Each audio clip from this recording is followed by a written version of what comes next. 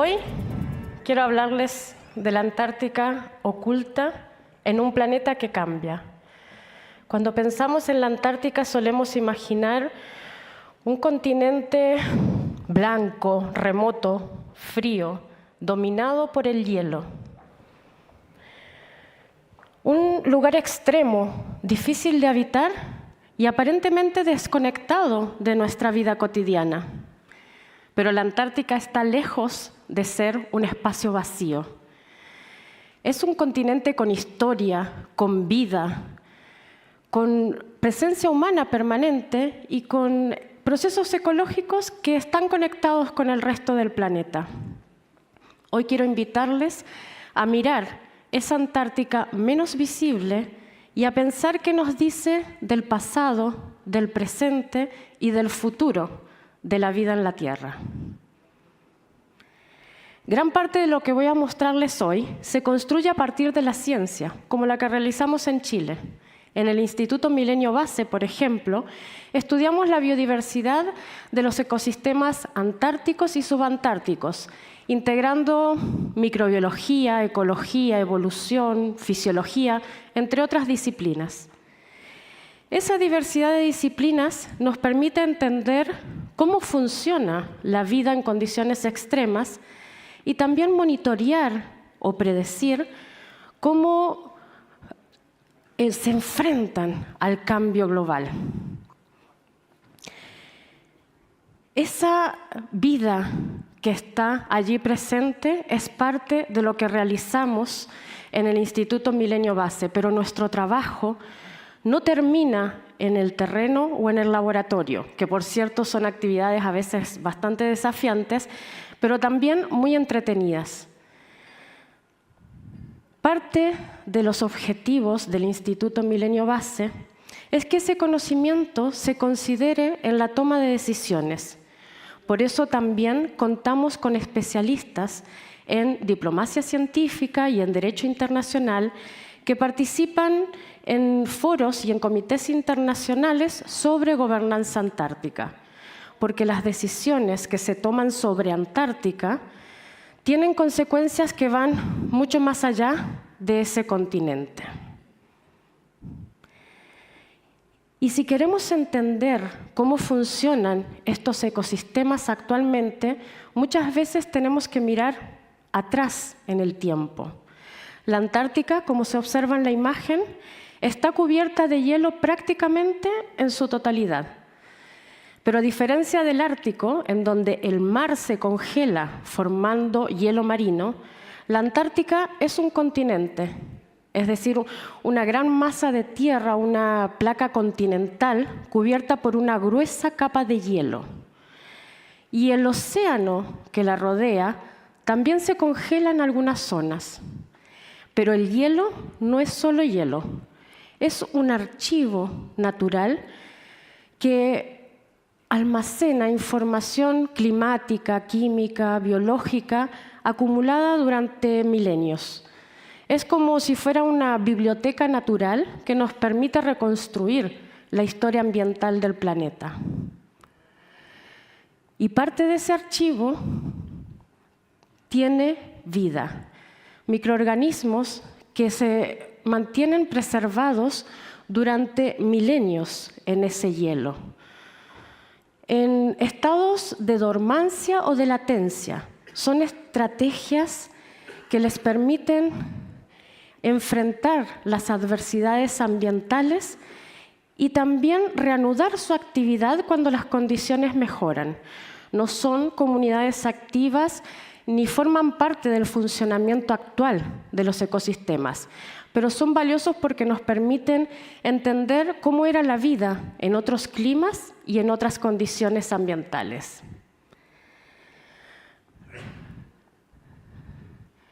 Hoy el aumento de la temperatura está descongelando parte de ese archivo.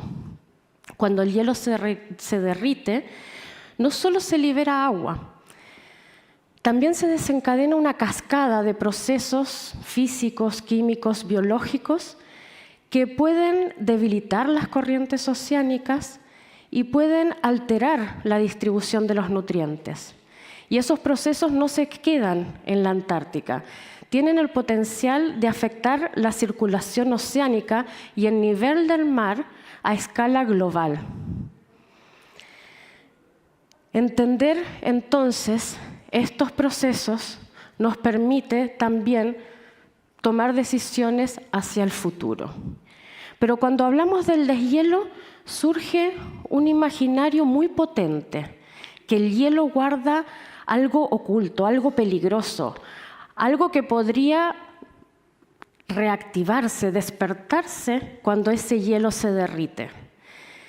Ese imaginario no surge de la nada, se construye y se refuerza a partir de titulares como los que vemos aquí, que combinan ciencia real con un lenguaje evocador. Hablan de antigüedad, hablan de amenaza, de algo que está fuera de nuestro control. Son narrativas que están basadas en la mayor parte de los casos en estudios reales, pero los extrapolan más allá de lo que la evidencia indica. Ese imaginario circula ampliamente en documentales, en medios de comunicación, en redes sociales y se instala además con fuerza en conversación pública. Sí es un imaginario que es muy efectivo para comunicar, pero a la vez puede generar temor, porque conecta con miedos muy profundos como el miedo a lo desconocido y el miedo a enfrentarnos ante la naturaleza fuera de control. Se pasa rápidamente de observar microorganismos que están en el hielo antiguo a imaginar escenarios de crisis sanitaria global. Sin embargo, cuando analizamos la evidencia científica detenidamente, el deshielo no se asocia con un riesgo sanitario. La evidencia científica no respalda el escenario de crisis sanitaria a través del deshielo.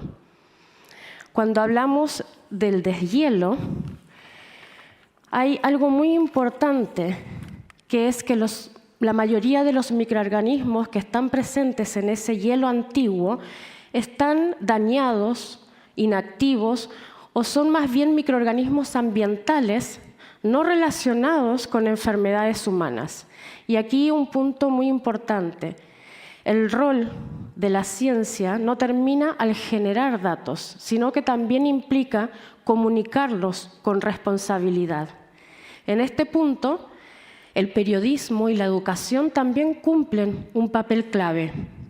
Ayudan a poner en contexto los resultados científicos, a evitar simplificaciones innecesarias y a tratar de evitar estos imaginarios que, si bien atractivos, suelen desviar la atención de los focos más relevantes.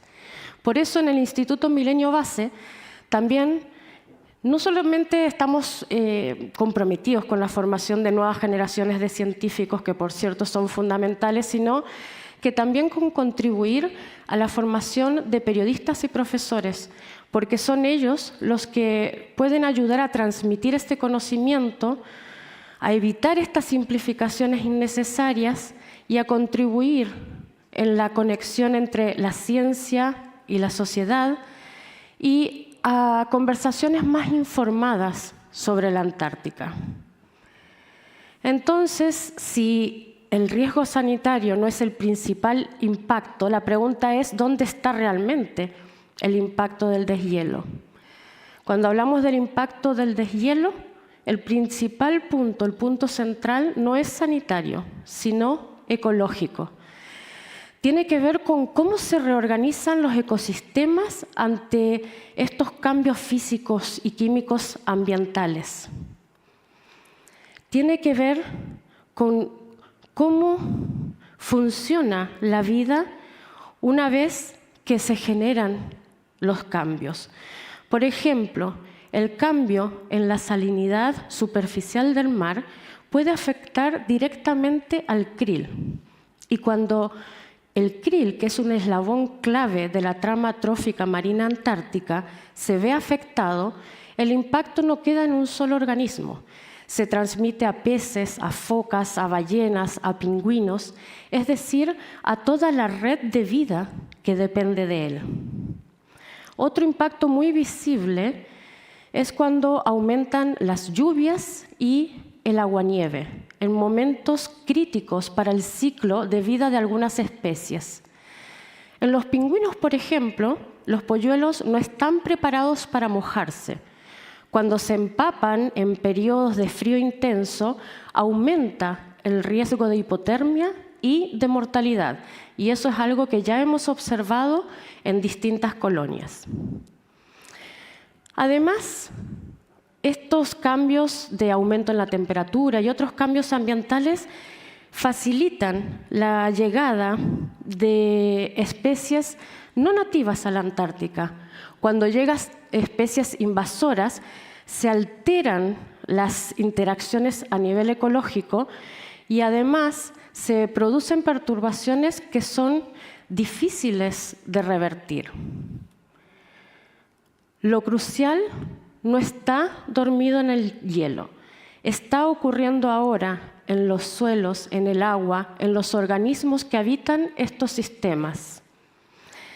Lo que vemos en estos casos es siempre lo mismo, los cambios físicos y químicos iniciales que desencadenan una serie de procesos que afectan a la biodiversidad, desde los microorganismos hasta los grandes vertebrados. El cambio climático no es una proyección futura, es un proceso que está actualmente en curso. Y en el centro de esos procesos hay actores que casi no vemos, pero sin los cuales nada de esto funcionaría. Los microorganismos sostienen los ciclos de nutrientes, regulan la disponibilidad de energía y hacen posible el funcionamiento de los ecosistemas. En el Instituto Milenio Base, por ejemplo, estudiamos las comunidades microbianas de suelos antárticos y de sistemas acuáticos, tanto del Ártico como de la Antártica, así también como el microbioma de plantas y animales marinos, terrestres y de agua dulce. Son invisibles a simple vista, pero absolutamente centrales para el funcionamiento de los ecosistemas. Y esa influencia no se queda solo a nivel local. Alcanza procesos que operan a escala planetaria. Algunos microorganismos regulan la producción y el consumo de metano y óxido nitroso. Son gases de efecto invernadero muy potentes, mucho más eficientes en atrapar el calor que el dióxido de carbono. El equilibrio entre los grupos microbianos que consumen o producen estos gases de efecto invernadero determina si un ambiente va a considerarse fuente o sumidero de estos gases. Entonces, cambios muy pequeños en la composición de estas comunidades pueden amplificar o amortiguar el cambio climático.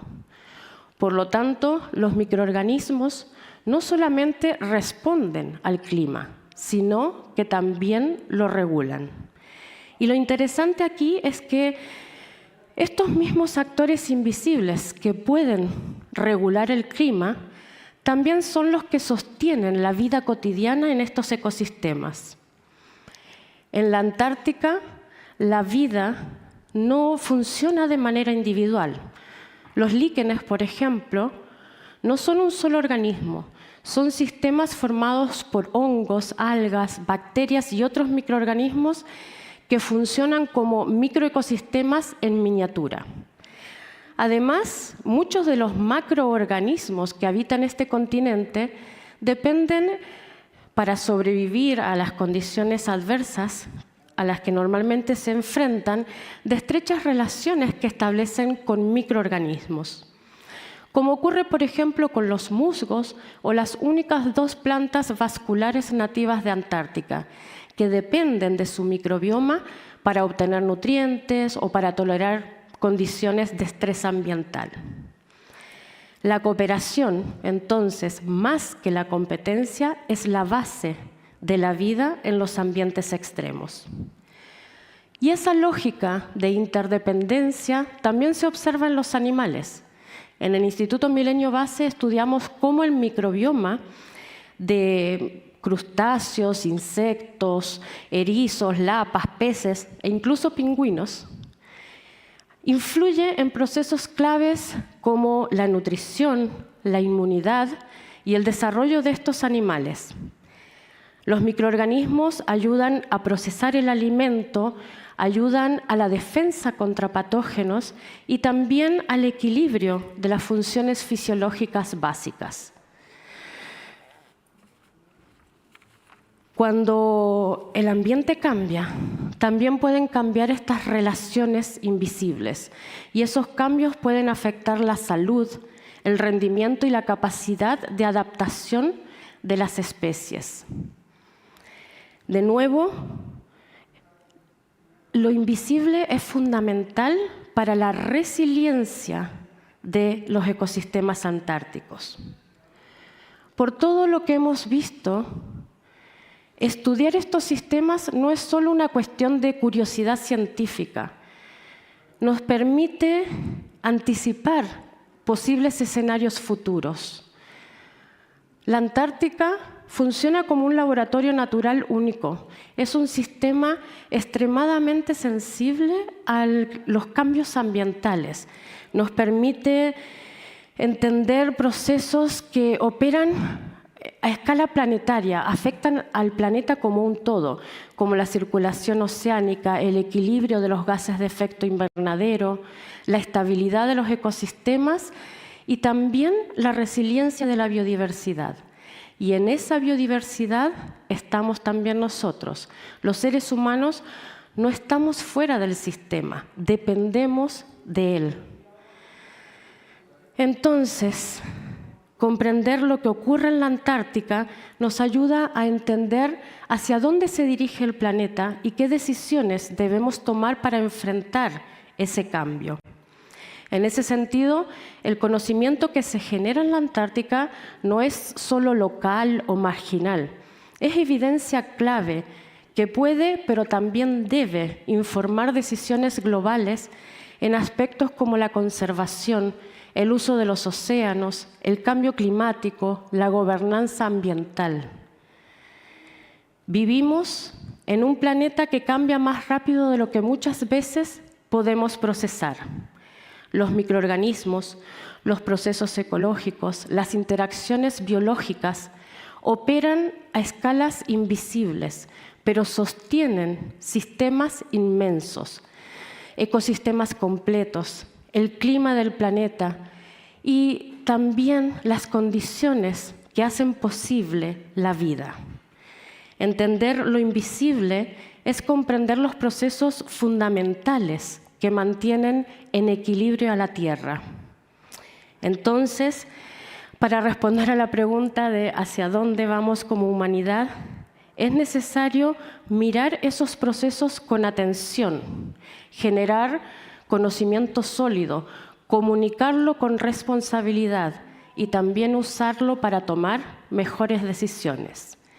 Cuidar el futuro implica también aprender a mirar lo invisible. Muchas gracias.